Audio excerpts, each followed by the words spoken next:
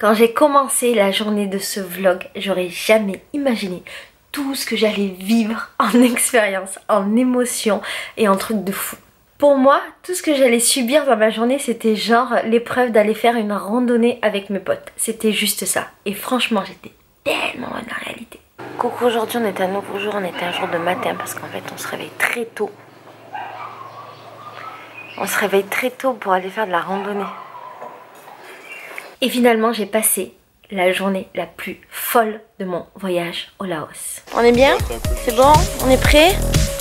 On est chaud.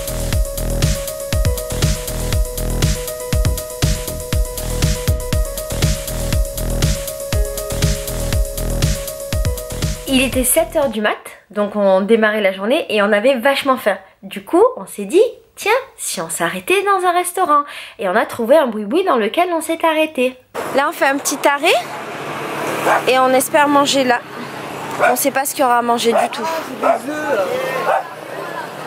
Non, mais non, du riz. Mais non, c'est du riz. Veggie noodles. No animals. No animals. No meat. Vegetable. Et à un moment donné, j'ai eu l'idée magnifique d'aller dans l'arrière-boutique en fait, tu vois, du restaurant, parce que j'avais envie de discuter avec les enfants et les parents. Ça va dit? Ah,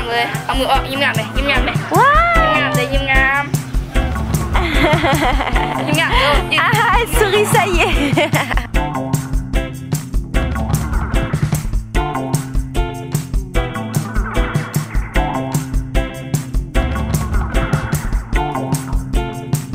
Et à un moment donné, j'ai été intriguée en fait par le papa qui jouait avec son chalumeau et je comprenais pas le délire, tu vois. Et je le regardais, je le filmais et je me disais mais mince, qu'est-ce qu'il fait? Je trouvais ça rigolo, je trouvais vraiment ça drôle. Jusqu'au moment où j'ai compris le truc de fou qu'il était en train de se passer, mec.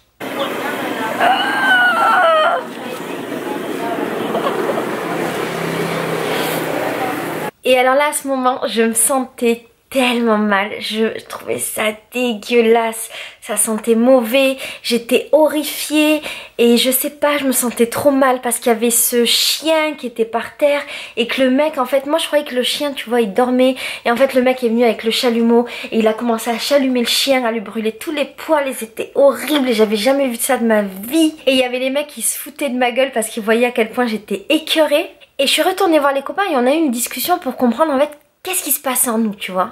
Pourquoi on se sentait comme ça? Pourquoi ça nous semblait pas normal qu'on mange du chien, tu vois? Donc ça t'inspire quoi cette histoire de chien?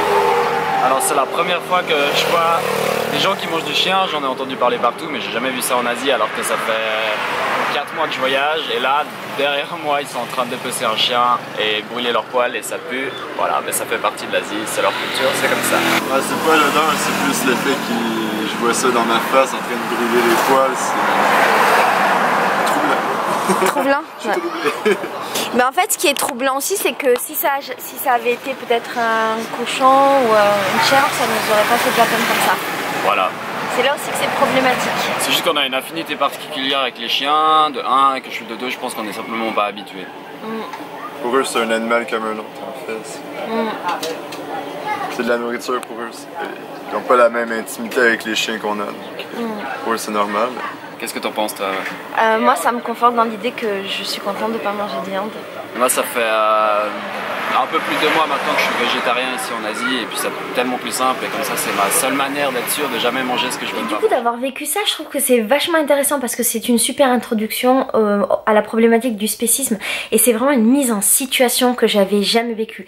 Et encore une fois, moi je suis végétarienne, je mange pas de viande, donc je suis pas censée me poser ces questions-là, mais je devrais être autant horrifiée par un bœuf qui se fait tuer que par un mouton ou par un chien ou par un chat. Et il devrait pas y avoir de différence en vérité. Ceci étant, je suis pas la mieux placée pour t'en parler, donc je te mettrai des liens qui me semblent pertinents dans la barre d'infos, et puis toi si tu as des liens à partager sur le sujet, surtout n'hésite pas. Et là je te mets un peu de douceur pour se remettre de nos émotions. C'est le moment où on repart en vadrouille.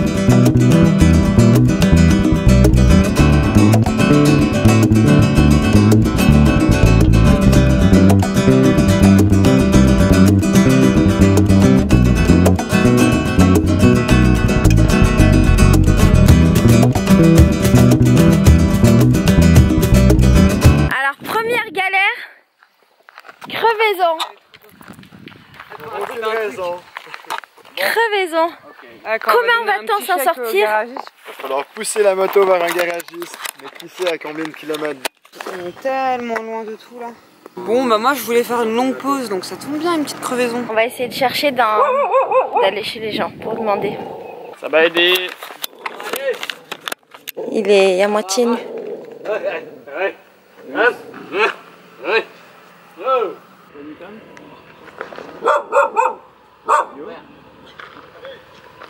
Au Laos, ce qui est assez magique, c'est qu'en fait les gens parlent pas anglais, ils parlent laotien.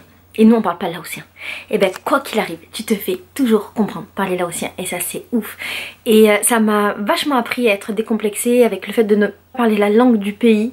Et d'arriver à communiquer juste avec des signes, des sourires et de la bienveillance.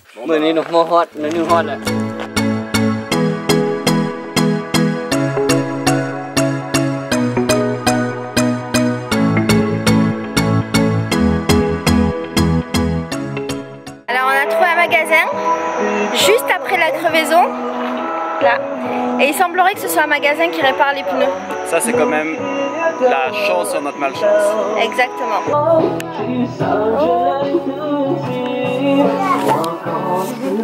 Bébé, ça va? Oh, ça va Eddie? Ça va Eddie, bébé? Et alors là, j'ai vécu aussi un des plus beaux moments de cette journée parce qu'en fait les potes ils étaient en train de réparer la moto et moi ça m'intéressait pas trop et au loin j'ai vu des enfants, tu vois, et j'ai vu des enfants avec des mamans, des familles, et du coup j'ai été avec eux et on a passé je crois 1 heure à rigoler, à se faire des bisous, à se faire des câlins.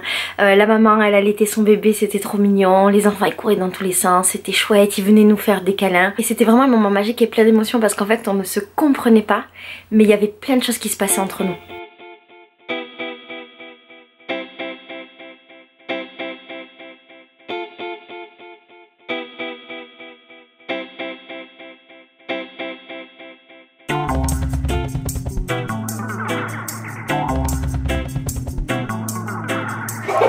On est bien ou on est bien? Très très bien, ouais. Pur moment de bonheur. C'était combien?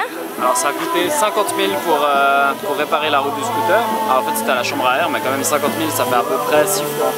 6 francs. Ouais, 6 francs suisses, donc 5 €.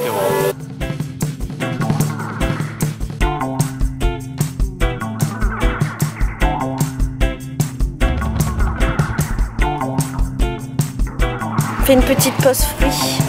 En fait là, on sait pas si on va à droite ou à gauche. Le chef a parlé. Voilà, à droite.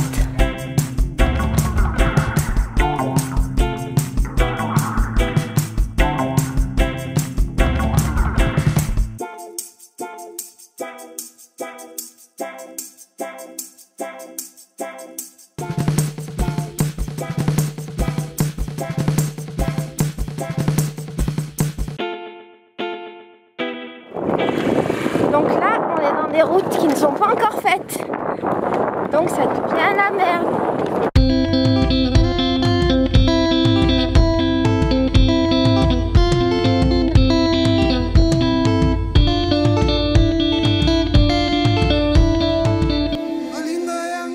Et alors là, après la viande de chien, après la moto qui se casse, après le moment d'émotion avec les enfants, il nous fallait bien évidemment un autre moment d'émotion dans cette journée très particulière. Et figure-toi qu'on est arrivé en plein milieu d'un mariage et qu'on s'y est fait inviter et qu'on a passé peut-être 1 heure dans un mariage avec des gens qu'on connaissait pas, dans une culture qu'on connaissait pas, à apprendre à faire la fête avec des gens qu'on ne connaissait pas. Il y a une fête! On est dans un mariage. Wow.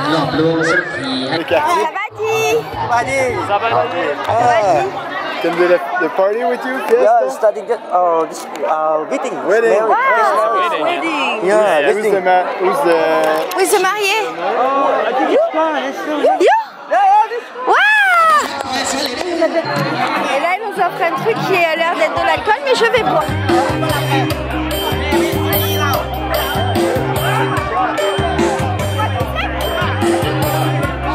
Somebody? Thank you. Comme ça, il est là.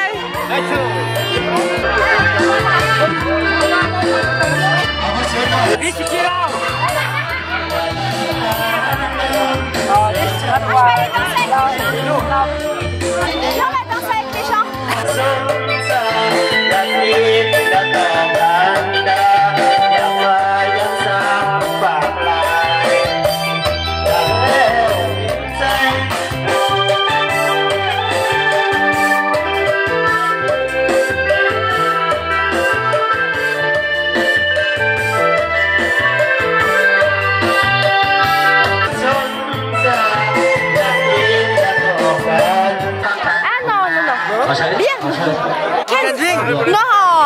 Never, never, never! Just for her! Thank you! Et ce qui est drôle, c'est qu'en fait, pendant tout le moment, on était dans le mariage, les Laotiens, ils arrêtaient pas de nous donner de l'alcool, ils nous donnaient de la bière, de la bière, de la bière. Moi, je bois pas, tu vois. Du coup, en fait, chaque fois, je prenais les verres et je les ramenais à Johan. Et à la fin, Johan était complètement bourré.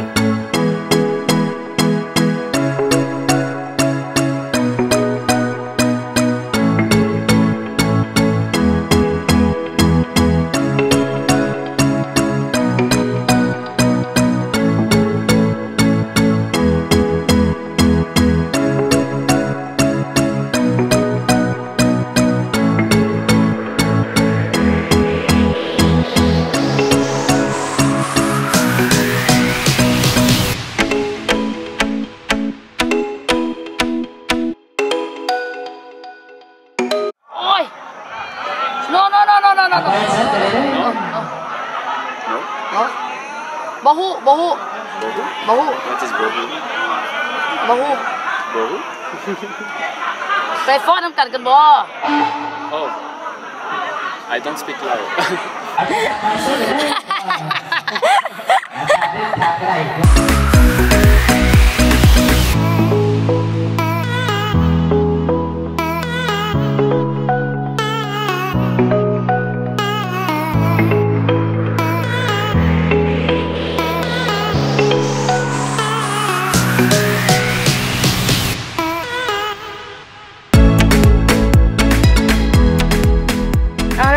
Terrible pour se baigner, du coup il faut qu'on aille à 2 villages encore à 20 minutes et on pourra se baigner. Il fait ultra chaud, on est parti à 6 h ce matin. Pour te situer, là il est 1h30, 2 heures.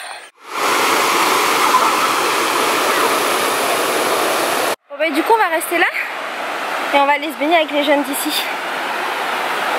Et alors les jeunes d'ici se baignent tous habillés, vraiment c'est culturel. Et c'est pas gênant que nous, en tant que touristes, on se baigne pas habillés, pas comme dans certains pays. Alors les petites se lavent les cheveux ici. On les voit pas trop, je suis trop loin. Du coup la question que je me pose, c'est si l'eau de la rivière ici elle est bonne pour les cheveux. Peut-être pour elle oui, pour moi non. Ça a pas marché, ça me fait des cheveux dégueulasses. Mais je vais quand même retenter. Bon, on a demandé aux jeunes, ils ont dit que c'était ok. On peut se mettre en maillot.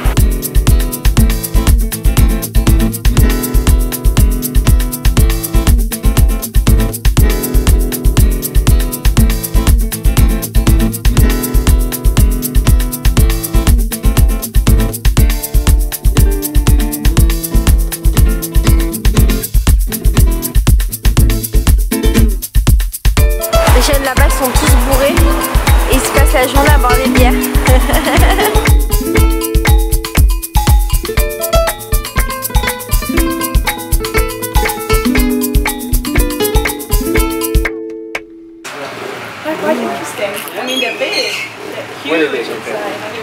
On vient d'avoir un terrible accident. Et alors c'est à partir de ce moment-là que la journée a commencé à devenir un peu folle. Parce qu'on a enchaîné galère sur galère sur galère.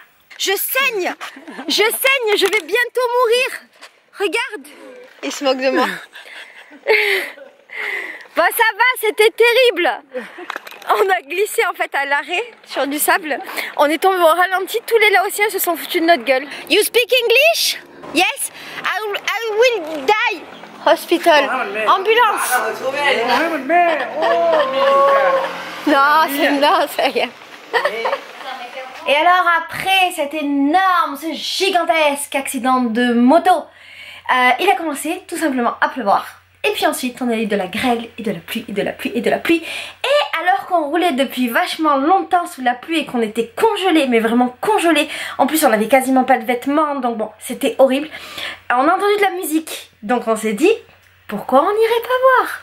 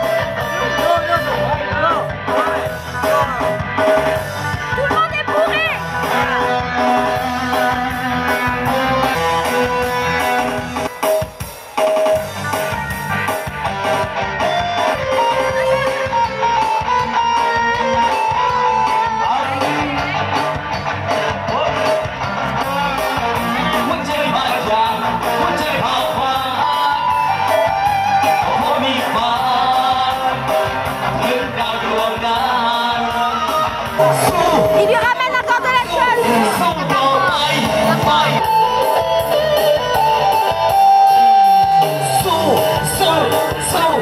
Et alors à partir de ce moment-là, on a enchaîné que des galères, mais c'était tellement drôle. En fait, on a perdu Louis et Melika et eux, ils se sont retrouvés aussi dans leurs propres galères. Ils se sont perdus et ils ont fini dans un... Ils ont fini dans quoi? Dans une fête d'enterrement à boire avec des Laotiens. Premier truc. Deuxième truc, on a eu encore la pluie et la grêle pendant tout le chemin. On a roulé plus de 4 heures. À un moment donné, on était dans le noir et on a failli se prendre un buffle. Je t'avais déjà raconté l'histoire. Mais en gros, il n'y a pas de lumière. On roulait et on s'est arrêté à même pas 500 mètres du buffle. On aurait pu mourir. Enfin, c'est chaud, tu vois. Ensuite, on s'est perdu encore et encore. On s'est arrêté sur la route tellement on avait mal aux fesses parce que ça faisait des heures qu'on roulait. Je crois qu'on a roulé plus de 4 heures. Et au moment où on est arrivé, enfin après des heures et des heures de galère, on n'avait plus de téléphone, on n'avait aucun moyen de communication, enfin c'était le bordel. On est arrivé enfin à notre auberge de jeunesse et on trouve Louis qui nous dit: j'ai perdu Melika. Je l'ai pas perdu, hein, je l'ai laissé au type de la funéraille. Je te laisse donc avec ces images qui racontent notre soirée et je te fais des gros bisous. Ça a été très dur ce voyage, très long. On a du mal à être zen cette heure-ci. Et alors après le mariage il a plu pendant très longtemps. Il faisait très froid. On était dans la nuit noire, dans la brume. Du coup on a roulé à 20 à l'heure. On a mis combien d'heures pour faire ce trajet de 3 heures? On a mis au moins 5 heures, c'est ça? On a fait beaucoup de pauses parce qu'en fait on avait très mal aux fesses. À un moment on s'est arrêté sur le bas-côté pour regarder les étoiles. Et en fait une fois qu'on a réussi à rentrer, on voulait rendre le scooter, mais on a cherché pendant genre 15 minutes parce qu'on sait absolument plus où on a pris le scooter. Le scooter que j'ai laissé tomber d'ailleurs, enfin... Non, on a fait un grave accident. Et puis une fois qu'on avait décidé qu'on rendrait pas le scooter ce soir, et ben ce qui s'est passé c'est que on savait plus où on habitait. Donc on a mis encore son temps pour trouver notre guest house. Et une fois qu'on est arrivé, on a trouvé ce mec qui ressemble à un clochard et qui nous dit: j'ai perdu Melika. Mais est-ce que Melika connaît l'adresse de notre hôtel? Ça devrait être bon. Je sais juste pas parce que le type il avait l'air un peu dans un autre état, quoi, un peu sous l'effet de drogue, d'alcool et tout ça. Je tiens quand même à dire que c'est elle qui a la clé. Ah oui. On peut pas rentrer dans notre maison, on est dans la guest house, on est frigorifié, on est au bout de notre vie, on arrive à 22h40. Et on a toutes nos affaires, on a super faim, on n'a pas mangé et on est en train de l'attendre et on sait pas où elle est. Ok, il exagère là, regarde. On est bien. Tu vois comme on est bien, allez bien. Ah non, quand on est arrivé qu'il a dit j'ai perdu Melika, moi je croyais qu'il s'était passé un truc de grave, il m'a traumatisé.